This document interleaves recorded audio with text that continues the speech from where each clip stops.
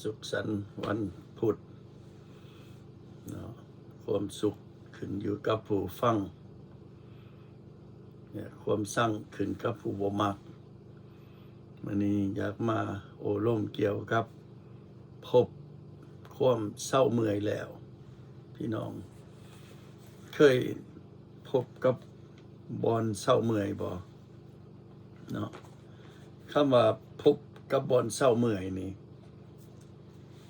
ย่ำเฮาไปมาตามป่าตามดงเนาะไปพบต้นไม้ใหญ่ๆมันห่มเนาะมันห่มมันเย็นดีโอ้พบแล้วว่าซั่นนั่งลงแล้วครับหันใจแห้งๆเนาะลมพัดมาวิบีม่วนแล้วบาดนี้ก็ลับไปเลยก็มีบางครั้งเพราะมันเมื่อยหลายเนาะอันนั้นก็เป็นบอนหนึ่งอีกพบบอนเศร้าเมื่อยบางครั้งก็ไปพ่อบอนที่พุ่มไม้ที่มันสมควรจะเพิ่งได้เนาะก็ได้ไปเพิ่งอยู่หันบอนมันเย็นๆนั่นแหละบางครั้งก็เข้าไปในป่าในไปพ่อน้ำออกบ่อน้ำค่ำอย่างสิเย็นโอ้พบบอนเศร้าเมื่อยแล้วว่าสันซะเดินทางไปไกลหลายแล้วก็เมื่อยเนาะอันนี้ก็เป็นแนวหนึ่งที่พบกับบอนเศร้าเมื่อยมื้อนี้อยากมาโอ้ร่มเกี่ยวกับบอนเศร้าเมื่อยอยู่ในฝ่ายจิตวิญญาณเนาะพระคัมภีร์ได้บอกว่าอย่ากระวนกระวายสำคัญเด้อพี่น้องพระคัมภีร์บอกว่าอย่ากระวนกระวายเป็นว่าเนาะฉะนั้นความกระวนกระวายนี่นะความวุ่นวายเนาะความทุกข์ความย่านความที่ระแวงสงสัยมีตั้งแต่ปัญหาทั้งนั้นเข้ามาเนาะมืด8 ล้านบ่มีทางออกเขาว่า โอ้อันตรายพี่น้องแต่ว่ามื้อนี้มีพระธรรมที่มาเบิ่งกันที่พระเจ้าได้ให้คำนูนจิตนูนใจในพระคัมภีร์เนาะเฮ็ดให้ผู้ฟังและก็ผู้เข้าใจได้รับการเศร้าเมื่อยได้รับพบบอนเศร้าเมื่อยเนาะหลายคนก็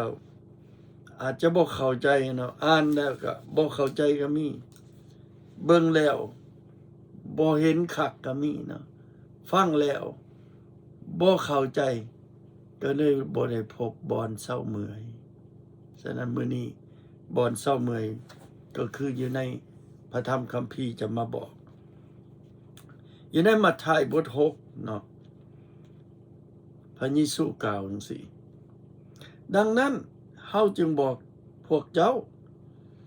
บ่ให้กระวนกระวายถึงเรื่องอาหารสำหรับชีวิตตนว่าจะกินหยังจะดื่มหยังหรือถึงเรื่องเครื่องนุ่งห่มสำหรับร่างกายชีวิตสำหรับชีวิตสำคัญกว่าอาหารและร่างกายก็สำคัญกว่าเครื่องนุ่งห่มบ่แม่นบ่จงเบิ่งฝูงนกในท้องฟ้ามันบ่ได้หว่านมันบ่ได้เก็บเกี่ยวและบ่ได้ทอดห่มไว้ในเหล่าแต่พระบิดาของพวกเจ้าผู้สถิตอยู่ในสวรรค์ก็ยังเลี้ยงนกนั้นพวกเจ้ามีค่าหลายกว่าฝูงนกนั่นบ่แม่นบ่มีผู้ใดในพวกเจ้าที่กระวนมีผู้ใดในพวกเจ้าที่กระวนกระวายแล้วต่ออายุให้มีชีวิตยาวได้ถึงจักศอกหนึ่งเป็นหยังเป็นหยังจริงกระวนกระวายถึงเดืองเครื่องนุ่งห่ม จงเบิงดอกไม้ป่านั่นแม้มันใหญ่ขึ้นมาได้อย่างใดมันบ่ได้เฮ็ดเวียกบ่ได้ตำฝ่ายเฮ็ดเครื่องนุ่งสำหรับมันเองแต่เฮาบอกพวกเจ้าว่าแม้นแต่กษัตริย์โซโลมอนผู้ที่หั่งมีด้วยทรัพย์สมบัติที่ตนมีอยู่ทั้งหมดก็ยังมีเครื่องนุ่งห่มเครื่องนุ่งงามเหล่านั้นดอกกัวกับดอกไม้ดาวนี้ดอกหนึ่งแม้นพระเจ้าที่เป็นผู้ตบแต่งดอกไม้ป่าอยู่ตามทงหญ้าซึ่งเป็นอยู่มือนี้ในและมืออื่นก็จะถูกตัดทิ่มเผาไฟเสียพระเจ้าจะบ่ตกแต่งพวกเจ้าหลายกว่าดอกไม้นั้นบ่โอ้ผู้มีความเชื่อหน่อยเอ่ยดังนั้นอย่ากระวนกระวายเลยว่าจะกินหยังจะลืมหยังจะนุ่งห่มหยังสิ่งทั้งหมดเหล่านี้แหละที่คนบ่นับถือพระเจ้าสอกหาพระบิดาของพวกเจ้าผู้อาณาสถิตอยู่ในสวรรค์ฮู้ว่าพวกเจ้าต้องการสิ่งเหล่านี้แล้วแต่ก่อนอื่นหมดเจ้าทั้งหลายจงแสวงหาราชนาจักรของพระเจ้าและความชอบธรรมของพระองค์แล้วพระองค์จะเพิ่มสิ่งทั้งปวงเหล่านี้ให้แก่พวกเจ้าเหตุฉะนั้นอย่ากระวนกระวายถึงมืออื่นเพราะมืออื่นจะมีเรื่องกระวนกระวายในตัวมันเองความสุขความทุกข์ในวันใดก็พอแล้วสำหรับวันนั้นเอเมนโอ้ครับพี่น้องอันนี้เป็นเรื่องสำคัญที่จะมาวันน่ะย้ายกันมื้อนี้ความทุกข์สำหรับมือใดก็พอแล้วสำหรับวันนั้นพี่น้องทั้งหลายบางคนทุกข์บ่คือกันบางคนทุกข์บ่มีเงินบางคนทุกข์ทางด้านสุขภาพป่วยโซบางคนทุกข์ทางด้านภายจิตใจบ่เต็มบ่บริบูรณ์อิดเมื่อยเฮ็ดหยังมาตั้ง10 ปี20 ปีก็บ่พอบ่พบมีแต่มีปัญหามีตั้งแต่เรื่องเกิดขึ้นมีตั้งแต่สับสนคือว่ามันบ่แล้วจักเทื่อมันบ่หมดจักเทื่อแสดงว่าเฮายังบ่ทันได้เศร้าเมื่อยเฮายังบ่ได้พบบอนที่พักเศร้าที่สบายใจที่ทุนเทียงในจิตใจที่พอใจในสิ่งที่ตนมีอยู่โอ้ยังบ่ทันได้พบพี่น้องยังบ่ทันได้เศร้าเมื่อยยังเดินทางยังเศร้าอยู่ยังจมอยู่ยังโศกเศร้าอยู่ยังคัดสนกันอยู่ก็แสดงว่าบ่ทันได้เศร้าเมื่อยเนาะมื้อนี้พระคัมภีร์เลยมาบ่งบอกพระคัมภีร์ได้มาให้ความแจ้งที่สุดพี่น้องแจ้งที่สุดก็คือจะมาพบบอนเศร้าเมื่อยจะมาถึงบอนที่ได้พักเศร้าเนาะข้าพเจ้าก็อาจจะบ่ได้อยู่เกิน100 ปีเนาะและหวังว่าผู้อื่นอาจจะมีแนวคิดคือกันเนาะหรือว่าบางคนอาจจะคิดต่างเนาะว่าจะบ่ได้อยู่เกินนั้นหรือว่าอาจจะคิดว่าอาจจะอยู่เกินนั้นหรือว่าตลอดไปก็มีเนาะแต่ความเศร้าเมื่อยของเฮานี่ต้องถามว่าวันใดที่เฮาจะถึงจุดจบในชีวิตของเฮาแต่จุดจบของเฮาน่ะมันอยู่บ่อนใดนะในชีวิตนี้ต้องซอกให้มันได้ ต้องแสวงให้มันพบเนาะเพื่อเฮาจะได้ไล่วันไล่เวลาไล่อายุสังขารเข้าไปว่าเฮาจะอยู่บ่อนใดได้และเฮาจะจบบ่อนใดเฮาจะพบบ่อนใดเนาะแล้วในพระคัมภีร์เนาะพระเยซูได้มาบอกมัทธิวบท6ข้อ33ก่อนอื่นหมดเนาะก่อนอื่นหมดเจ้าทั้งหลายจงแสวงหาราชอาณาจักรของพระเจ้าก่อนและความชอบธรรมของพระองค์แล้วพระองค์จะเพิ่มสิ่งทั้งปวงให้เอเมนพี่น้องทั้งหลายผู้ที่ยังบ่ทันได้แสวงหาความชอบธรรมผู้ที่ยังบ่ทันได้แสวงหาราชอาณาจักรของพระเจ้าสรุปง่ายๆเนาะราชอาณาจักรของพระเจ้ามานำพระเยซูเนาะพระเยซูเท่านั้นที่จะนำเอาราชอาณาจักรของพระเจ้าลงมาในโลกเนาะในเมื่อพระองค์ลงมาพระองค์ได้บอกว่าเฮานี่แหละเป็นประตูเฮานี่แหละเป็นทางนั้นไปถึงพระบิดาเฮานี่แหละเป็นผู้มาบอกข่าวประเสริฐเฮานี่แหละมาไถ่ถอนความผิดความบาปเฮานี่แหละเป็นผู้จะมาตายแทนความผิดความบาปตายแทนความทุกข์โศกตายแทนความวุ่นวายตายแทนความลำบากกากรรมเนาะในโยฮันบท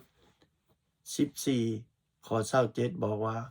เฮานำสันติสุขมามอบให้กับพี่น้องให้ทานเนาะบ่เหมือนกับโลกนี่ให้โอ้พี่น้องนี่เฮาจะพบแท้ๆเฮาจะพบกับบอนจุดจบแต่กับบอนที่ได้พักเศร้าเนาะหลายคนเฮาทำงานเอาจนหอดไปบ่รอดเลยจนว่ามื้อนี้เจ็บขามื้อนี้ปวดแขนมื้อนี้เจ็บหลังโอ้ต้องได้ไปนะหมายความว่าถึงแม่นอายุนี่ฮอดเกษียณเนาะเพิ่นเอิ้นว่า retirement เพิ่นว่าโอ้ฮอดหันก็บ่หยุดเพราะว่ายังอยากได้เพิ่มเนาะฮอดหันก็ยังบ่พอยังสิได้อยากได้เพิ่มเนาะมีแท้เงินในแบงค์มีแท้เงินอยู่ในถุงเงินก็มีอยู่รถก็มีขี่แต่ว่าบ่มีเวลาที่จะไปท่องเที่ยวบนอื่นบ่มีเวลาจะไปหาบ่อนที่สันติสุขบ่อนที่ซุ่มเย็นบ่อนที่จะพักผ่อนเนาะแม้ตั้งแต่ vacation วันพักผ่อนก็เอาบ่ได้เพราะว่าหยังอยากได้บ่พอก็แสดงว่ายังบ่ทันพบบ่อนเศร้าเมื่อยยังบ่ทันพบบอนที่จุดจบเนาะแล้วในเมื่อถึงเวลานั้นถ้าว่าเป็นหยังมาในเป็นอัมพาตย่างบ่ได้หรือกินบ่ได้เงินที่สะสมทรัพย์สมบัติที่มีหลายกว่านั้นในฮอดมือที่ลับตาลาโลกในเมื่อเฮาจะไปมีแต่อันเดียวเสื้อส่งตัวหนึ่งนุ่งจบหมดเท่านั้นที่เอาไปได้สิ่งของในโลกนี้ที่สร้างมาสะสมมาบ่ว่าเครื่องนุ่ง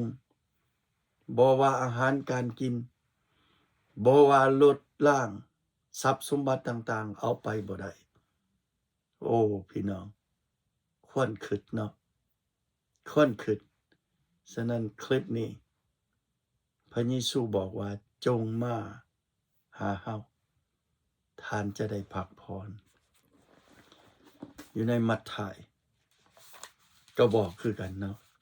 ฉะนั้นเฮาอิดเมื่อยเฮาเมื่อยพอแล้วพี่น้องเฮาทุกข์มาพอแล้วสมควรจะซอกหาเวลาพักผ่อนเวลาบอนที่จุดจบก็คือการพักผ่อนเนาะคือบอนเศร้าเมื่อยและบอนเศร้าเมื่อยของเฮานั้นบ่แม่นอยู่บอนเฮาตัดสินใจ แต่มันอยู่บอนที่พระเจ้าตัดสินใจให้เฮาเนาะในเมื่อผู้ใดที่เฮ็ดเวียกอันหนักหน่วงและแบกภาระหนักจงมาหาเฮาและเฮาจะให้พวกเจ้าได้รับความเศร้าเมื่อยอยู่ในมัทธิวบท11ข้อ28พี่น้องพระเยซูบอกว่าจงมาหาเฮาบรรดาผู้เฮ็ดเวียกหนักหน่วงผู้ที่แบกภาระหนักผู้ที่พบปัญหาต่างๆการเจ็บการปวดใดๆมาหาเฮาบทที่11ในมัทธิวเนาะข้อ28และข้อ29บอกว่าจงเอาแอกของเฮาแบกไว้แล้วเฮียนหูจากเฮาเพราะว่าเฮาเป็นผู้อ่อนสุภาพและทอมใจลงแล้วจิตใจของพวกเจ้าจะได้พบความเศร้าเมื่อยอีกแล้วเนาะด้วยว่าแบกของเฮาก็เหมาะสมเพิ่นว่าและภาระของเฮาก็เบาโอ้ขอบคุณพระเจ้าเสริมกำลังเสริมแนวคิดเสริมให้พี่น้องเอาไปคิดเนาะโอ้เป็นพระธรรมที่มาบอกได้พี่น้องเนาะมันเข้าหูเฮาแล้วบ่มันเข้าสมองเฮาแล้วบ่มันเข้าใจเฮาแล้วบ่จิตใจเฮาแล้วบ่ตัวนี้แหละคันถ้าเฮานั้นยินมันจะเข้าคันถ้าเฮาฟังและรับเอามันจะเข้าคันถ้าเฮาบ่ฟังหรือฟังแล้วบ่รับเอาก็บ่เข้าเนาะหรือได้ยินแล้วบ่ปฏิบัติก็บ่เข้าคือกันพี่น้องทั้งหลายความเศร้าเมื่อยบ่มีจุดจบนอกจากมาหาพระเจ้านอกจากมาหาพระเยซูนอกจากถวายจิตใจท่านจะมีเฮือน10หลัง20หลัง100สั้นในวันนั้นจะบ่ได้เอาไปนำในวันนั้นมีแต่เสือฆ่าขิงเนาะในวันนั้นทั้งหมดบ่ได้มีค่าสำหรับที่ท่านได้ทำมาสะสมมาในวันนั้นท่านจะบ่ได้ต้องการหยังแล้งเป็นท่านต้องการก็เอาไปบ่ได้เนาะพระคัมภีร์เว้าจริงบ่ได้ตัวขอฝากคลิปนี้ไว้กับพี่น้องขอพระเจ้าอวยพรสบายดี